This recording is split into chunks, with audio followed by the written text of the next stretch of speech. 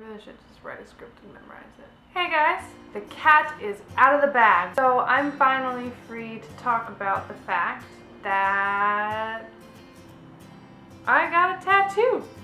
Technically it's 2 tattoos. But I got them both at the same time, so I don't necessarily know if that counts as 1 or 2.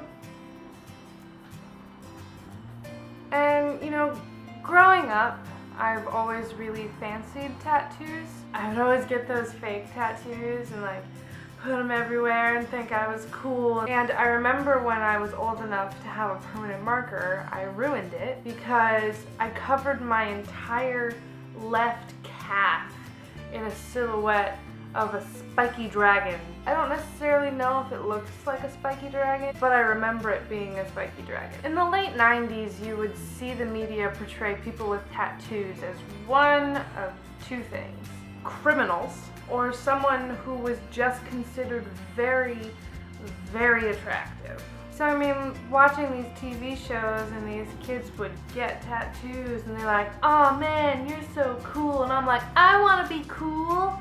I want to be that cool. Needless to say, my parents didn't like the idea of my sister or I getting tattoos.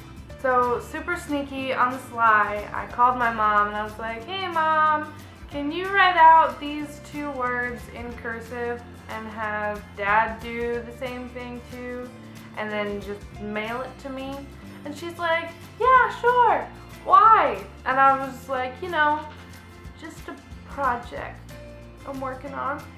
So I got that in the mail and I got it priced out randomly. Like I just walked into a store one day and said how much, and they said this is how much it is and I can do it in like 45 minutes. And I was like, man, I have an hour and a half until I have to get to class. That's perfect. So I ended up getting these 2 tattoos right here on my wrists. And they're kind of at a weird angle for this camera because they're kind of at a weird angle when you look at them this way, but when you twist them, they're even weirder. I got them on the insides of my wrists and I got them facing me, not facing out, because of the fact that they're little reminders for me. This one's my mom's handwriting and it says live, and that's to remind me to live my life to the absolute fullest that I can. This one is my dad's handwriting.